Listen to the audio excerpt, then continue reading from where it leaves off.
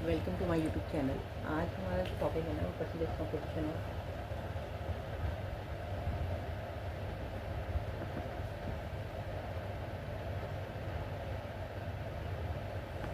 Chloroform, ठीक है। तो क्लोरोफॉर्म जो है वो उसकी परसेंटेज कंपोजिशन हमें निकालनी है, ठीक है।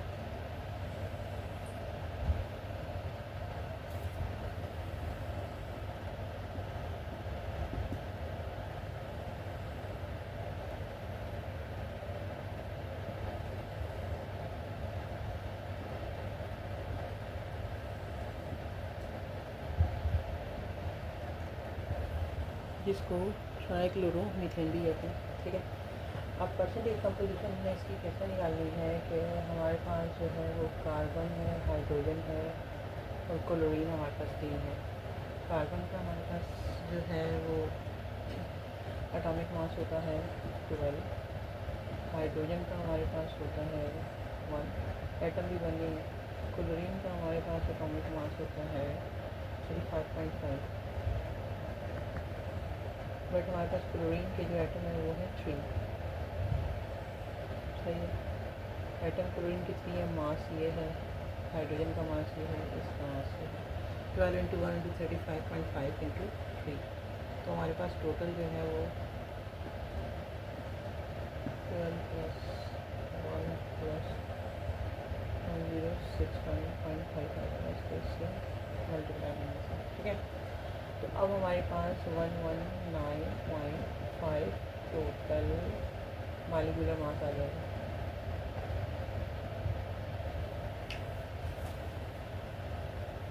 मालिक्यूलर मास टोटल इसका क्लोरोफॉर्म ट्राइक्लोरोमीथेन, जिसमें 3 क्लोरीन मीथेन के ग्रुप के साथ उसके 3 हाइड्रोजन को रिप्लेस करने के बाद लगते हैं, ठीक है।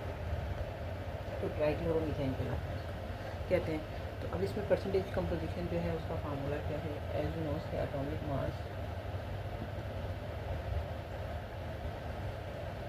टोटल मॉलिक्यूलर मास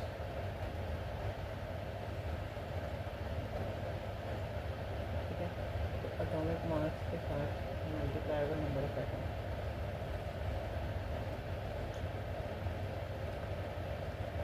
ठीक है। ये है percentage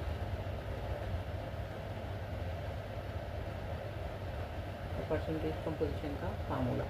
atomic mass into number of the atom oblique molecular mass multiply by 100।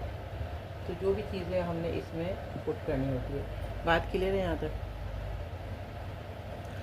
अगर हम जो है अभी कार्बन का एटॉमिक मास मालूम करते हैं तो कैसे होगा?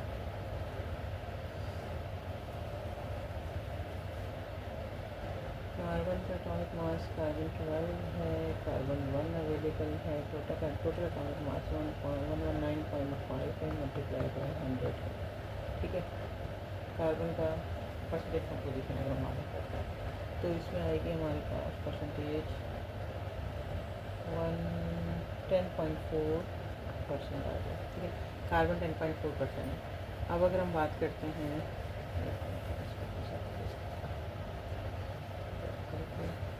ऑक्सीजन का, so you can calculate the percentage composition of hydrogen as well. Hydrogen का परसेंटेज कंपोजिशन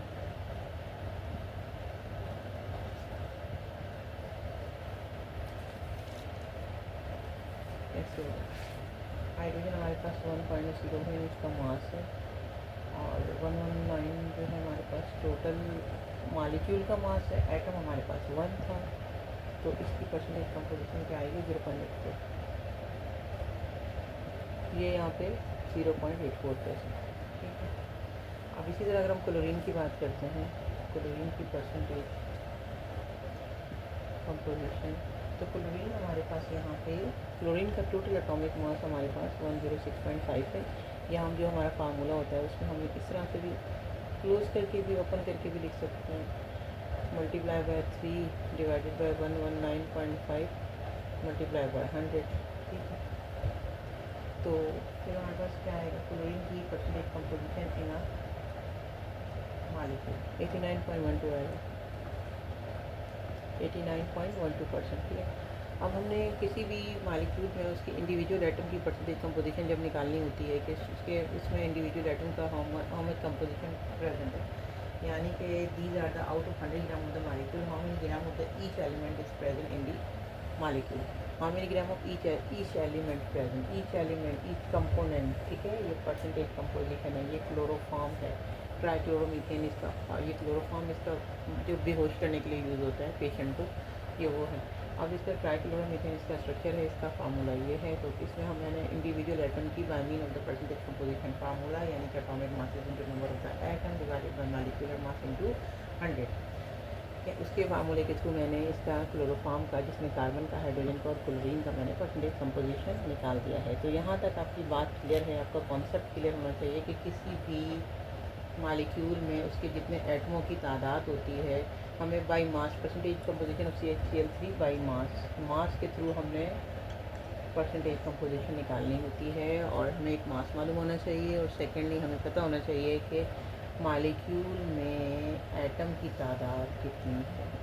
अगर कि क्लोरीन 3 है तो क्लोरीन क्लोरीन का मास 3 से मल्टीप्लाई होकर टोटल वेट से डिवाइड होके मल्टीप्लाई 100 से होके उसकी परसेंटेज कंपोजिशन निकलेगी, ठीक है। यहाँ तक बात क्लियर है तो चैनल को लाइक करें, शेयर करें, सब्सक्राइब करें, ठीक है। परसेंटेज कंपोजिशन किसी भी एलिमेंट को निकालने का मेथड यही है। ओके, अल्लाह हाफ़िज़।